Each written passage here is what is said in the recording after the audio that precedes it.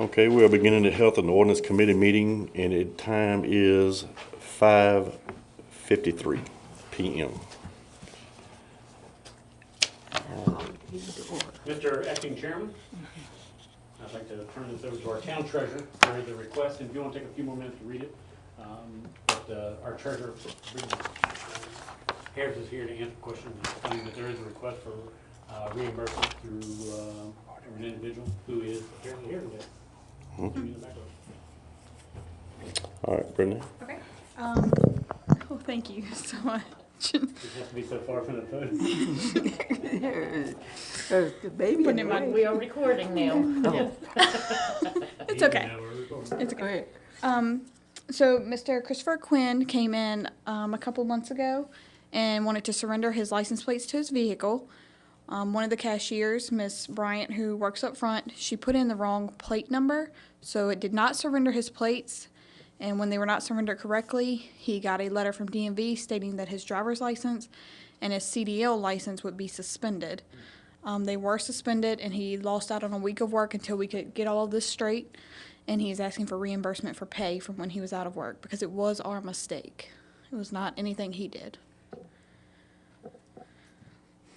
And he's got a letter, I think. Did you write a letter and then your boss?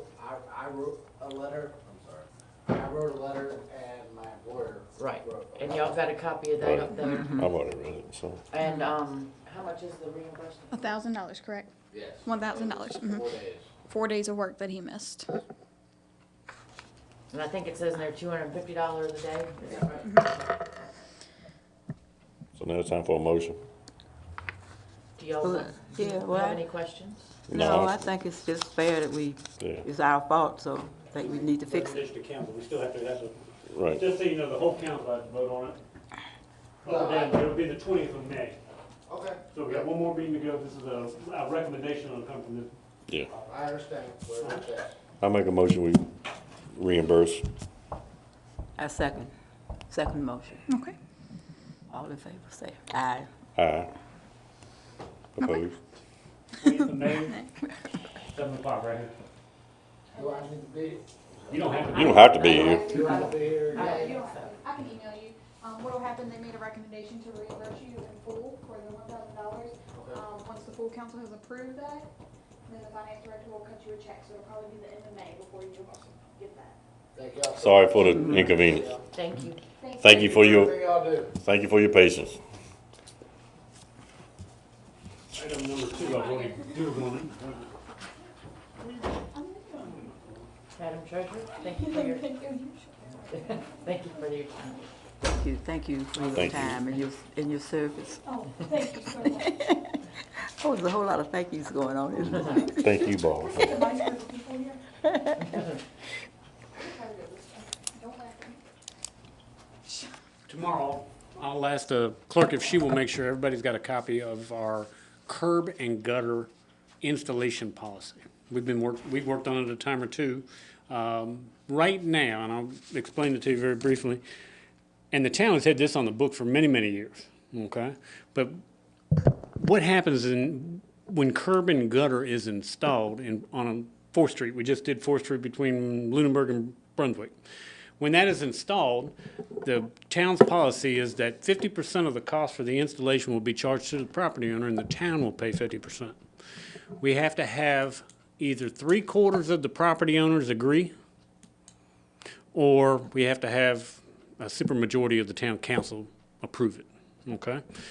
Most of the time we get 75, we haven't had to bring very many to you guys. We did Maple Lane, we had an agreement among enough of the property owners. And 4th Street, we didn't have to get any approvals because we had 3 out of the 4 property owners on one side, and then we had all the property owners on the other side, where Gary Taggart lives and that side. So, but there is a process by which if I don't have 75 and we want to move forward, we can bring it to council. It's going to require a majority of the council to approve it. 2/3 majority, a super majority of town council to approve it, not just 5 or 4 votes. It would take more than that. The town's policy is you do not have to pay for the curb and gutter up front. You don't have to pay for it when it's done. What you can do is you can choose one of 3 options. You can give us a check based on the estimate up front. you can set up an account with the town and make payments of, say, $100 a month or $50 a month or whatever it is that you want until your amount's paid.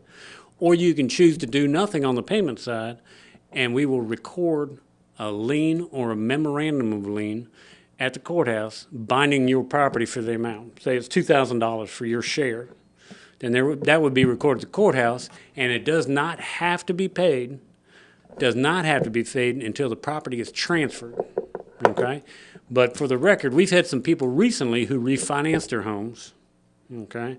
And the lending company wanted that paid off in the refinancing. We don't require it until the property is sold and out of that person's name, but the finance companies or the banks have been requiring, when people refinance that, they've been paying us back. We just got a check for one, pretty old one, maybe 2003, about 2 weeks ago.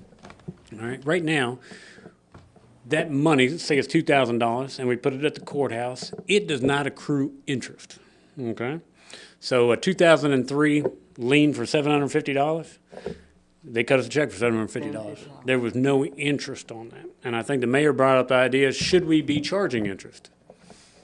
Yeah, if that money were sitting in the bank, we'd be getting, at a minimum, 2.6% in a CD or thereabouts. I'm a little torn, simply because it's hard to sell curb and gutter. Not a lot of people want to spend $2,000-$3,000 to put curb and gutter in front of their home, but although it does look nicer. I'm torn because I don't want to make it more expensive, but I think as a business decision, it probably has some merit to put interest on that thing. I wouldn't do a huge amount if you do, but we do have some liens that are 20-plus years old down on College Avenue. It wouldn't be retroactive, right? No, you can't modify that deed of trust that's already recorded. This would just be for moving forward or going forward. And I don't have any other immediate projects that I'm planning right now. I did what I could do this winter on curb and gutter, and then I had to stop. Pro is, it's a business decision, and it makes business sense to charge nominal amount of interest at minimum, because we do have monies out there that are sitting for 20 years. So how would interest work? Daily, monthly, yearly? I'd say an annual, like a 2% annual, 3% annual, 4%. And then we just have to figure out amortization. And that might encourage people to pay it off.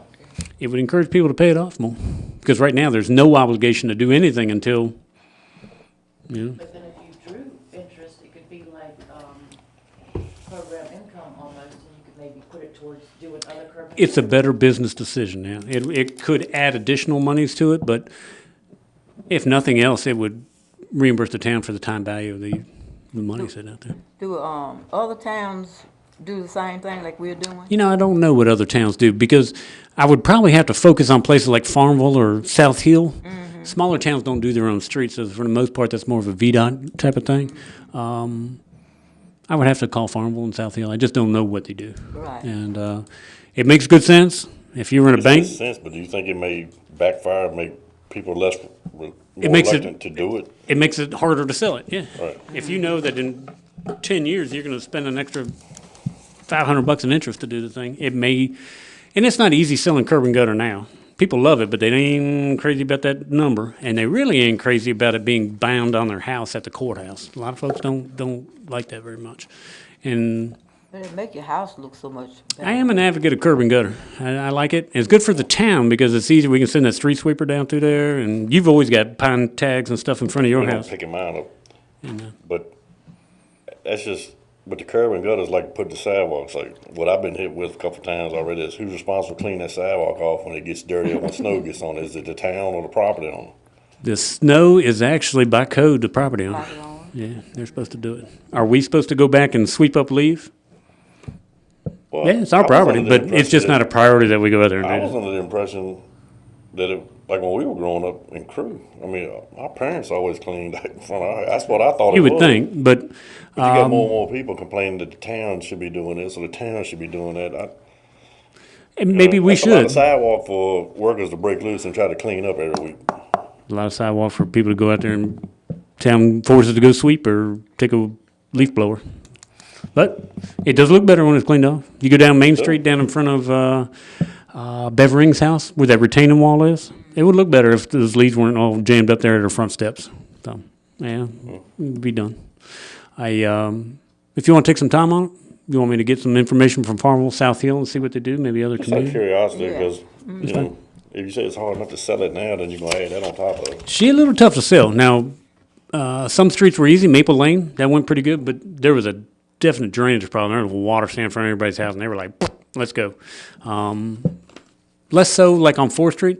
There wasn't as much standing water, but there were some bad pipes Somebody up there. complained, but who was it complaining? It was somebody said something about the draining over there before, and it's better now. I've had one concern that it's not better. And if you go between Gary Taggart's house and the house on the corner that Chad Gunn owns, you can see we put a little notch in the sidewalk to take that little bit of drainage. That joker was wet this winter now. Gary Taggart was like, whoa. It's a wet spot anyhow. I'm sure it's much better now, but it's very flat right there. I've actually had a complaint about that. And I told Gary, as soon as it dried out, we go take a peek at it and see if we can do something better with it. But that may be a solution, that we have to take the water and go the other way to Lunenburg in the alley, because it's so flat right next to his house. There's just nominal amount of fall, just not going. Yeah, if we could just see what other Yeah. localities are doing, just give us an idea. That'd be great. Chad Gunn said he couldn't mow his grass good because up on them pecan trees right there. If you look, there's a wet place right there in the back. And I don't know if the curb and gutter helped that. It probably did not help that situation, because it's almost a barrier for the water to get out of there. But we put a little channel for the water to come through, but I think it's so flat, I think it ain't making it drain no better than it was. I can tell you that. No? It's hard to fix everything. Would you like to adjourn? Do y'all have any other questions or anything else? Okay, give me a second, let me think. Okay. I can't think. Okay. Let me see. I adjourn the Health and Ordinance Committee meeting. Time is 6:05 p.m.